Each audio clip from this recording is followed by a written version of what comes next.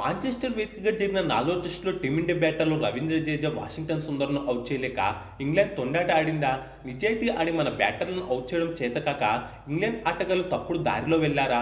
ఏకంగా క్రికెట్లో అతిపెద్ద నేరమైన బాల్ టాంపరింగ్కు పాల్పడ్డారా అంటే అవుననే అంటున్నాయి పలు నివేదికలు. ఈ లెక్కన ఇంగ్లాండ్ ఆటగాళ్లు నిషేధం ఎదుర్కోవాల్సి కూడా రావచ్చు. అసలు ఏం జరిగిందంటే, భారత్తో జరిగిన 4వ టెస్టులో విజయం కోసం ఇంగ్లాండ్ చేయని ప్రయత్నం అంటూ లేదు.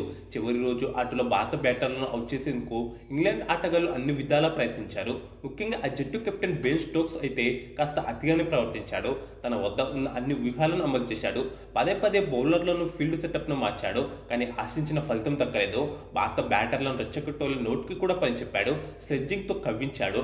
అయినా భారత ఆల్రౌండర్లు రవీంద్ర జడేజా, వాషింగ్టన్ సుందర్ ఏమాత్రం ఏకాగ్రత కోల్పోకుండా ఓపికగా బ్యాటింగ్ చేశారు.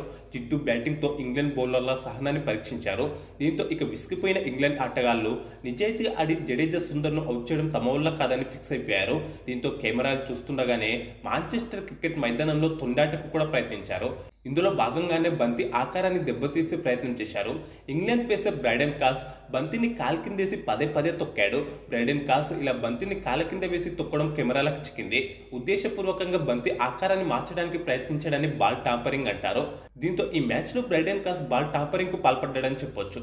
ప్రస్తుతం ఇందుకు సంబంధించిన ఫోటోలు, వీడియోలు నెట్టింట వైరల్ గా మారాయి. క్రికెట్లో బాల్ టాంపరింగ్ అనేది పెద్ద నేరం. బంతి ఆకారాన్ని దెబ్బతీసి కొత్త బంతిని అడగడం, లేదంటే స్వింగ్ కు అనుకూలించేలా బంతిని మార్చడం వంటివి ఆటగాళ్లు చేస్తుంటారు. గతంలో ఇలా బంతి ఆకారాన్ని దెబ్బతీసే ప్రయత్నం చేసిన ఆటగాళ్లు ఐసీసీ నుంచి కఠిన శిక్షలు ఎదుర్కొన్నారు. ఎంపైర్లు కూడా ఆటగాళ్లు బాల్ టాంపరింగ్ చేయకుండా ఆటగాళ్లపై ఓ డేగ కన్ను వేస్తారు. ఇలాంటి ఘటనలు జరగవద్దనే ఓవర్ అయిపోయిన ప్రతిసారి ఎంపైర్లు బంతిని అడిగి మరీ తీసుకుంటారు. ఆటగాళ్లు కూడా ఓవర్ పూర్తయిన వెంటనే ఎంపైర్కు బంతిని అందిస్తారు. ఐసీసీ రూల్ ప్రకారం బంతి ఆకారం దెబ్బతీయడం పెద్ద నేరం. టవల్తో, లేదంటే ఉమ్మి, లేదంటే చెమటతో మాత్రమే బంతిని పాలిష్ చేయవచ్చు. కానీ ఇతర వస్తువులతో బంతిని పాలిష్ చేయడం, ఆకారం దెబ్బతీయడం వంటివి చేయకూడదు. చేతి గోళ్లతో గిక్కడం, కాళ్ళ కిందేసి తొక్కడం కూడా టాంపరింగ్ కిందకే వస్తుంది. బాల్ టాంపరింగ్ అనేది ఐసీసీ కోడ్ ఆఫ్ కండక్ట్ 3 కింద నేరంగా పరిగణిస్తారు. ఈ నేరానికి పాల్పడ్డ వారిపై కనిష్టంగా 6 టెస్టు మ్యాచ్లు, 12 వన్డే మ్యాచ్లు నిషేధం విధిస్తారు. గతంలో శ్రీలంక, ఆస్ట్రేలియా మధ్య జరిగిన టెస్టు మ్యాచ్లో ఇలాంటి ఘటన చోటు చేసుకుంది. ఆ మ్యాచ్లో Australia opener David Warner, captain Steve Smith ball tampering కు పాల్పడ్డారు. దీంతో వారిపై ఐసీసీ ఏకంగా 2 ఏళ్ల పాటు నిషేధం విధించింది. దీంతో బ్రైడెన్ కాస్ పై కూడా ఈ నిషేధం విధించాలని టీమిండియా ఫ్యాన్స్ డిమాండ్ చేస్తున్నారు. కాగా బ్రైడెన్ కాస్ చేసిన ఈ పనిపై ఐసీసీ ఇప్పటి వరకు స్పందించలేదు.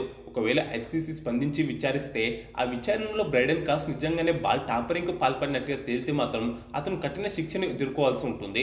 అంటే ఐసీసీ రూల్ ప్రకారం 6 టెస్టులు, 12 వన్డేల నిషేధం, లేదంటే గతంలో స్మిత్, వార్నర్ పై విధించినట్టుగా 2 ఏళ్లు నిషేధం ఎదుర్కోవాల్సి రావచ్చు. అంతేకాకుండా ఈ ఘటనలో England captain Ben Stokes involvement కూడా ఉంటే అతనిపై కూడా ఈ నిషేధం తప్పకపోవచ్చు. ఎందుకంటే కెప్టెన్ స్టోక్స్ ఆదేశాలతోనే, లేదంటే అతని అనుమతితోనే బ్రైడెన్ కాస్ బాల్ టాంపరింగ్ కు పాల్పడి ఉండొచ్చు.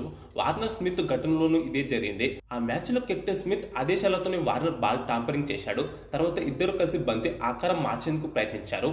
ఈ లెక్కన భారత్తో జరిగిన 4వ టెస్టులో ఇంగ్లాండ్ ఆటగాళ్లు నిజంగానే బాల్ టాంపరింగ్ చేశారని తేలితే మాత్రం బ్రైడెన్ కాస్, స్టోక్స్ ఇద్దరు కూడా నిషేధం ఎదుర్కోవాల్సి రావచ్చు. అయితే ఈ అంశంపై మీ అభిప్రాయం ఏంటో ఖచ్చితంగా కామెంట్ చేయండి. అలాగే ఈ వీడియోకు లైక్, షేర్ చేసి మన ఛానల్ను సబ్స్క్రైబ్ చేసుకోండి.